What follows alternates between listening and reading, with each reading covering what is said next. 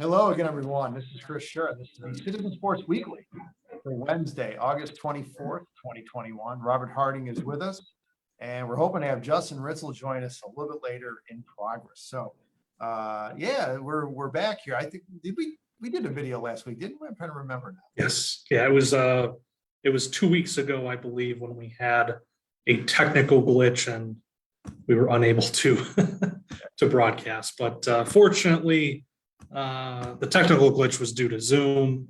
Zoom had done this update. Long story short, they fixed the issue and we're back in action here. Good. So let's get right to it. Our first topic is the NFL. ESPN has released a ranking of NFL divisions by the best and the worst. And the best they have is the NFC West. The worst they have is the AFC South. And how do we feel about these? Do we agree with them? Do we have our own ideas? You know, I actually agree with ESPN. I think the NFC West is the best division in football right now. You look at the Rams, you look at the Seahawks, the Niners, and the Cardinals. I mean, all four of these teams could be playoff teams this year. I mean, they all have very good quarterbacks. It's going to be interesting to see the Rams with Matthew Stafford, how they perform this season. But, you know, there's just so much talent in that division all around. And, you know, the Cardinals could be the last place team with Kyler Murray. And I could see them going 7-9, 8-8. I mean, it's crazy to think how good the talent is in the NFC West is. As for the worst division, yeah, the AFC South is the dog division of the NFL. I mean, you've got Indy, which, you know, a lot of people are talking them up, but they still have Carson Wentz as their quarterback. I don't know. I mean, you know, maybe Frank Reich can perform the magic that he did when he was in Philly with Nick Foles, but I don't know if he can do it with Carson Wentz. But I'm not a fan of the Colts this year to do anything significant. Obviously, the Jaguars, rookie quarterback there, you know, Trevor Lawrence, that's not really don't end well. And, you know, the favorite, you have to see the Titans, obviously, with my old buddy Ryan Tannehill. And the last team, the Texans, which arguably may be the worst team in the NFL. So I think it's pretty easy to say the AFC South is the worst division in football. So, Robert, your thoughts on this? You know, I can see why they would rank the NFC West number one. I know that we talked a lot about this last year. You know, you look at those four teams in the NFC West, especially with the Niners getting healthy. You know, they were banged up last year, which certainly hurt them.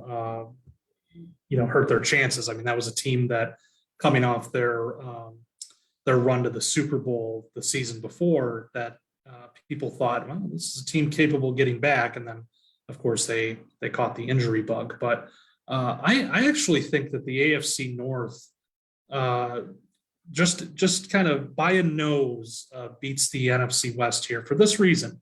Two of the teams in that division, the Ravens and Browns, are legitimate contenders. You know, the Ravens have certainly built up a pretty good roster. The Browns have a great team. You know, it's easy to forget that you know, they really should have beaten the Chiefs last year in the playoffs. You know, they had that game and really you know, really blew it. So, you know, those two teams, don't count out the Steelers. I'm not saying that they're going to contend for a Super Bowl or anything, but I think that they can contend for at least a playoff spot. And, you know, yeah, the Bengals are the Bungles, you know, the chumps of the division, but you know, they have a reason to be excited there. I don't think they're going to be pushovers. You know, in that division will be tough for them, but, you know, looking at the whole league, it won't be so bad. So, you know, I really think that division, just because of the Ravens and the Browns, two teams that, again, legitimate AFC contenders, I think that puts them ahead of the NFC West, just because those teams, when you look at the NFC, you know, it's going to be tough to beat the Bucs this year. Not going to give anything away with my predictions for next week when we do that. But, you know, I think when you look up and down the NFC, there aren't a lot of teams here that can run with the Bucs. Really, you're talking about the Packers, and that's it. So the NFC West, to me, is a solid division. Within the division, great competition. You know, any one of those teams could win that division this year. But is it the best? I think it's tough to say because you do have, Seattle in the mix, bit mediocre. The Cardinals, again, they've improved a little bit. We'll see what happens there. The Niners, question marks there with quarterback. And then the Rams, is Matt Stafford going to walk in and be the guy that puts this team over the top? So I think that just because of the unanswered questions there, it's tough to go with the NFC West. As for the worst division, look, I think that a lot of people have been beaten up on the AFC South over the years, and certainly the Texans this year. There's plenty of ammo there because of that, but I just can't get away from the NFC least being such a dog division. I think that there's good reason to be excited about Dallas this year with Dak coming back, but they have question marks as well. Same thing with Washington. Washington has a pretty good team on the defensive side of the ball. They added some pieces on the offensive side. Will this be the year that Ryan Fitzpatrick leads a team to the playoffs? We'll see. But to me, those are too many question marks. And then you've got the Giants and Eagles, which, I'm not saying that they're Texans level bad, but, no one's going to expect them to contend this year. So to me, that's the worst division in football. The AFC South, look, Colts were a playoff team last year. I think that coming into this year, obviously different quarterback. We'll see if he's ready to go week one, and we'll see how he does, Carson Wentz does in Frank Reich's system again. The Titans are going to be a contender. And with the Jaguars, Trevor Lawrence, there's a reason to be excited there. That team's not going to contend this year, but let's see how the rookie does with some real competition, not, playing Dabo's pushovers down there in the ACC. So, I think the NFC East has it on the worst side. And like I said, AFC North, best division in football. All right. Our next topic, moving to Major League Baseball. Miguel Cabrera hit his 500th home run. Ooh. The Detroit Tigers, Miguel Cabrera, against the Blue Jays. And that's pretty rare company because also he's on the verge of 3,000 hits too. So Robert's question is Miguel Cabrera a Hall of Famer? I would say he's a first ballot Hall of Famer, easy. And I think he's going to get, if he doesn't get at least 95% of the vote, I will be stunned. He's going to be a career 300 hitter. He won the Triple Crown. I almost think that you could get in the Hall of Fame nowadays. We're just getting the Triple Crown. I mean, think about it. He was the first guy to do that, I believe, since 1967, Yastrzemski. I mean, that's incredible to do the Triple Crown. So yeah, Miggy is a slam dunk near. I mean, I think it's going to be 95 to 98% vote for this guy because he's got all the credentials: 3,000 hits, 500 home runs, career batting average over 300, a Triple Crown. He won a World Series back in 2003 with the Marlins when he first broke into the big leagues. I mean, easy Hall of Famer. I mean, this is whenever he does hang it up, I mean, I think it's one of the easiest current players. I mean, outside of Albert Pujols, I think this is the easiest slam dunk of a Hall of Famer that we have right now. So yeah, absolutely. Go ahead, Robert. Yeah, the reason I asked this is because it seems like in the last several years, just because of how bad the Tigers have been, that's the main reason. That people have forgotten about how great he is. And you mentioned the Triple Crown season, and that was just incredible stuff. Because as you know, Chris, that over the years, there have been a lot of guys who get a couple pieces, two of the three legs of the Triple Crown, and then they come in second or third in homers or RBIs or batting average, whatever it might be. And, they miss out. He had a great season back in 2012, one for the ages, batted .330, hit 44 home runs, had 139 RBIs, just, incredible stuff. And, this is a guy that's a 4-time batting champion, 2-time MVP. And, it's easy to forget this, as he gets older, he's playing with the Tigers again. I think people have forgotten just how great he was for that stretch, in the early part of the 2010s and even going into the late 2000s there when he really became kind of an MVP caliber player.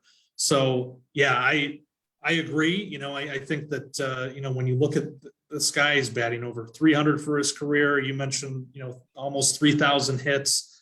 According to Baseball Reference, he's at 2,957, so he's 43 away. You know, this is a guy that, you know, first ballot credentials, you know, obviously. And, you know, he's had a great career. I remember when he came up with the Marlins. And, you know, he really showed those flashes like, wow, this is going to be a guy that we're going to be watching for a long time. And here he is.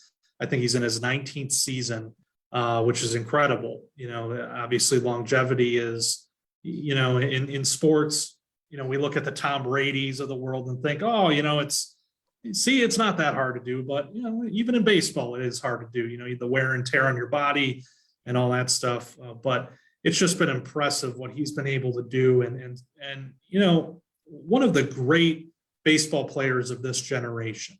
You know, Hall of Fame is one thing, but, you know, those, to use it in those terms, I think is another. This guy was an incredible hitter, is an incredible hitter, I should say. He's not done playing yet.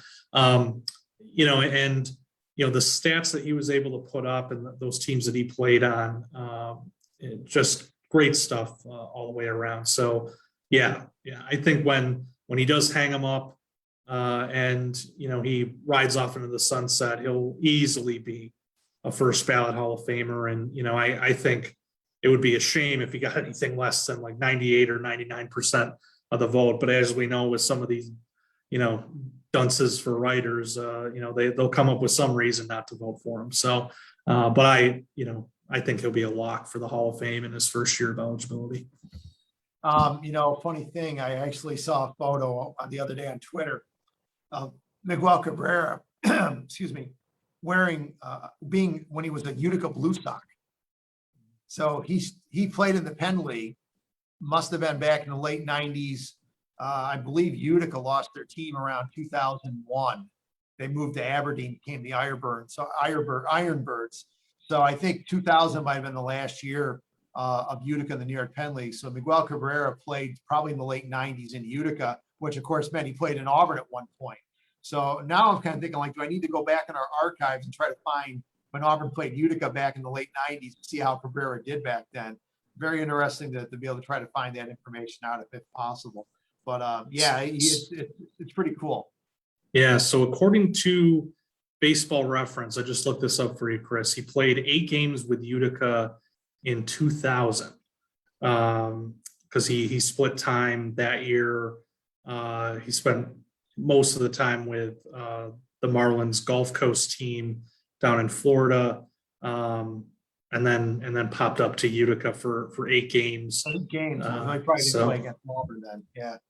Yeah, well, you never know. I mean, you never know. I mean, they were division rival. I think you know, they may not have been division rivals by then. I think by 2000, I think that there was an Eastern division of the Penn League, which had like Tri-City and Lowell, and you know, I don't know whether I don't think Staten Island and Brooklyn were in the league by then. I think they came afterward. I'm not 100% sure, but they realigned things where Auburn was more like with Batavia and Williamsport, and Mahoning Valley, and so Auburn was more of like a Western city in the league back then. So, boy, those old New York Penn League days, boy, it feels like 100 years ago, and it's barely, you know, it's only been a year since the place went out of existence. So.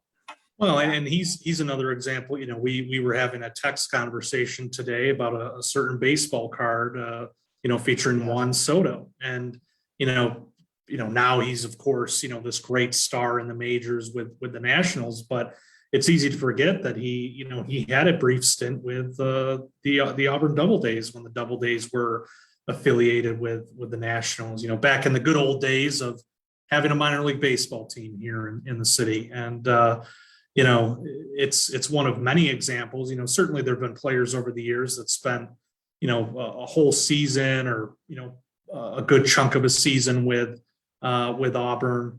But, you know, there's some other guys that, you know, are stars in the majors that maybe didn't spend a whole lot of time there, but it's easy to forget because they weren't here that long. But then when you look up the numbers, it's like, oh wow, like at Anthony Rendon, he played briefly in Auburn on a rehab assignment before getting back, I think, to AAA at that point, and then of course he went on to play with the Nationals and now with Justin's Los Angeles Angels. But so many examples of New York Penn League players, and Miguel Cabrera is one of them. Yeah. All right, let's move on to our last topic. NHL. This would be a good time for Justin to pop in. NHL. What could we be talking about hockey here in late August on a 90-degree day? It's sweltering. The humidity's off the charts. Let's cool things off with some hockey talk. So the question is, the Glendale, Arizona, the city of Glendale is kicking those bum Coyotes to the curb. They're kicking them out after this season, the last year that the Coyotes will be playing in the Glendale Arena. And I forgot the name. It must have some corporate name to it. I don't even remember. But I mean, it makes you wonder. And the question is, where will they be after this season? The owner, who we've read some dubious things about this guy in the Athletic, will the team still be in Arizona? He says they want the team to stay in Arizona. Could they move to another city in Arizona? I mean, Tempe, Yuma, Flagstaff, Peoria. I mean, they'd have to have some type of ice arena. I mean, Phoenix would be the obvious place. I mean, there's an NBA team there they could share the arena with. I'm sure they could put ice in there someplace. I think Arizona, unfortunately, it's not a hockey market. The Coyotes have been there now since they were the Winnipeg Jets, moved there about 25 years ago, I think. And I don't think the needle's been moved. There's just certain areas that no matter how the NHL tries or how these teams try, they're not hockey markets. Atlanta, obviously, they had 2 shots in the NHL. The Thrashers moved and became the new Winnipeg Jets a few years back. I think Arizona needs to move. There are plenty of cities that can support hockey, and I can think of at least one of them in Canada, Quebec City. Bring back the Nordiques. I think that would be kind of cool. Or maybe you want to stay on the West Coast. I know the Seattle Kraken are starting up this fall. Is there another West Coast area that could support a NHL team? I don't know about Portland. I think that might be too soon with Seattle moving up there. But I think Arizona is not long for the NHL, and the NHL needs to move someplace where there's a viable market. Canada, like I said, I don't think you can ever have enough Canadian teams in the NHL. The support's always going to be there. Kansas City, possibly bring back the Scouts. Cleveland, bring back the Barons. I mean, I could reminisce all those classic 70s NHL teams that are no longer in existence here. But I think that they should not be in Arizona. The fans don't support the team. Obviously, the team hasn't done well on the ice, which doesn't help. But still, I don't think Arizona is your typical hockey market, and they need to go. Robert, go ahead. Yeah, the situation with Glendale there, this was kind of brewing for a while, just in my kind of search for stories about this. I think that this was bound to happen, and the thing about the Coyotes is that ownership wants to keep the team in Arizona. And to your point, Chris, yeah, there's a lot of different options potentially. But what would that entail? In some of those places, you might have to build a new arena. Is the team willing to do that? You look at Phoenix, you mentioned the Suns obviously have a home there. Could they use that potentially? I'm sure that they would have to look into that. That's been kind of part of the discussion about keeping the team in Arizona, that you'd want to put it in Phoenix. And so, we'll see what comes of that. But obviously, there's a lot of different markets that have been mentioned. One of them was Houston, because of how big that market is, and the potential there for adding another team in Texas. You of course mentioned Quebec, which it would be great to see a team back in Quebec City again. I know Kansas City has been mentioned as an option in the past. I think it was mentioned before Seattle got its team. So I think that there's going to be a lot of conversations here with the Coyote situation, because while the ownership wants to keep the team in Arizona, if there's really no options for them there, then what do? Then I don't think you really have a choice there. Plus, I think when you look at the Coyotes' attendance, which I just did a few minutes ago, they have for many years now ranked at the bottom or near the bottom of the league in average attendance, and that's usually a situation that's usually a recipe for a relocation. When you look at those numbers, and it's pretty clear that there's not the fan base there really to support the team. And granted, the Coyotes have had some stinkers of teams over the years. Don't get me wrong, that certainly contributes to it. But if the fans aren't showing up for this long, that's a problem. And granted, right now we're in the middle of COVID. There are different rules about fan participation. But when you look back, several years, this has been the trend there. So I could see that moving. And I think in the way that the NHL operates, look, we know what happened in Atlanta. The Thrashers weren't doing too well down there. Similar situation, although I think the NHL with the Coyotes have let this situation go on far too long. But with the Thrashers, they end up moving to Winnipeg. So I think we could see a similar situation here where the NHL realizes that, okay, this experiment hasn't worked out. Let's move on. Let's go on to a different place and try it there. Maybe in Houston, again, bigger market there. Maybe it is in Kansas City or Quebec. I know that there's a bit of a strange situation there, but of course you'd love to get another team in Canada, especially in that market that could draw potentially a big crowd. So I think that. Oh, sorry. Go ahead. No, I was going to say, or Toronto. I mean, there's always been talk that Toronto could support two teams in that market. There's such a fervor for hockey that, you could put another team in Toronto and it would do pretty darn well. I mean, we have the Jets and the Giants, obviously, in the NFL. We have the Yankees and the Mets in New York. There's and White Sox and Cubs in Chicago. I mean, Toronto is one of the largest cities in North America. I don't think it's a stretch to say that they could support two NHL teams quite easily.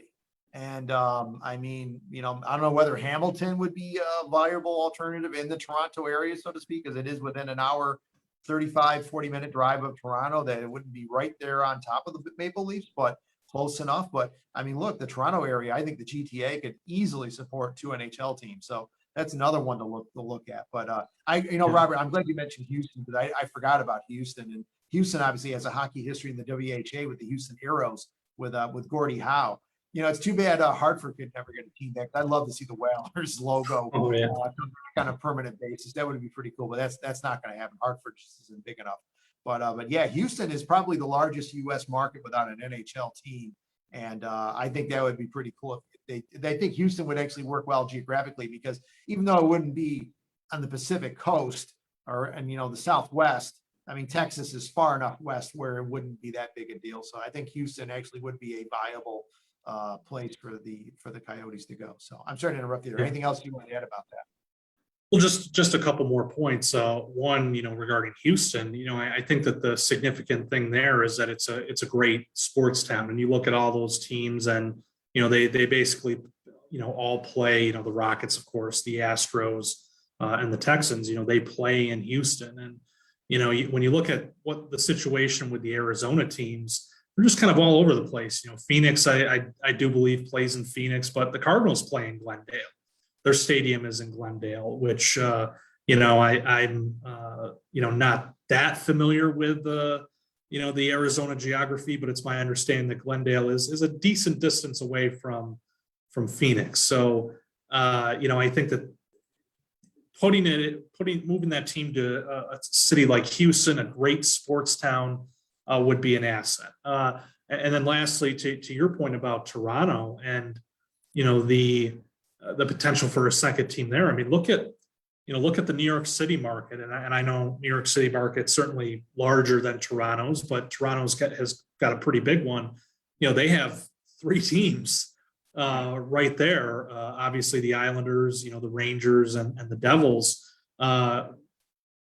The Toronto market, I think, could sustain a second team. I think when you get into the Hamiltons, that's where it gets a little more trickier, because then you're going more towards Southern Ontario, and then you might be taking from not only Toronto's market, but then the Sabres, and then you're going to have two franchises, two pretty good markets in the NHL, kind of probably chirping at Bettman about bringing in another team that's going to take from their fan bases. So I think the Toronto area would make more sense to me, just because of the size of the metro area there. And again, New York City has three teams, New York City area. So the idea of putting a second one in Toronto doesn't seem that far-fetched. Do I think it'll happen? No, because the NHL seems more interested in testing out some of these other US markets, Kansas City again. They were pretty close, but then they gave it to the Kraken, Houston, those kinds of places. I think, those are the cities that are probably going to be more, they're going to be favored in this process if they do decide to relocate this team. All right. I guess we'll wrap it up then. Justin, you missed out. Oh, well, I'm sure he's been pretty busy with other things. So, I know he's getting ready for the high school fall season, so he might be working in regards to that. So, all right, Rob, I know you got to get going and I got to get going. So we'll wrap it up. Thanks for joining us, folks. Next week, special one, our NFL predictions. And in 2 weeks, I know a lot of people enjoy this. They love our picks. We will be returning with our picks, our pick four, right? Is it pick four, pick six? Pick four, right? Yeah. Pick four. Yeah. Pick four, Back when we used to do it, just as kind of a duo, we did the pick six, but once Justin was added to the team, we started doing a pick four just for time. But yeah, I'm looking forward to that. Obviously our season preview episode is always a fun one where we give our predictions, and usually there's a lot of good laughs there. There's always some predictions that you just don't see coming. I'm sure that I'll have a couple of those, and who knows with Shira, I'm sure he'll have two in the Dolphins winning it all. Yeah, right. I wish. No, I'm a realist. Okay, I'm not pie in the sky here. So can you imagine a Dolphins Washington Super Bowl? Washington? I don't know. With Fitzpatrick, yeah, that would be the Fitz Bowl. Yeah, not going to happen, but no, not going to happen. Would be fun. No, I think Miami's got a better chance than Washington, but we'll see what happens. But I'm not putting the farm on that. So, all right, folks, thanks again, and we'll see you next week. Oh, Justin's coming on here. We'll let him tag in here. You can take off, Chris. All right, man. I'll talk to you later. All right.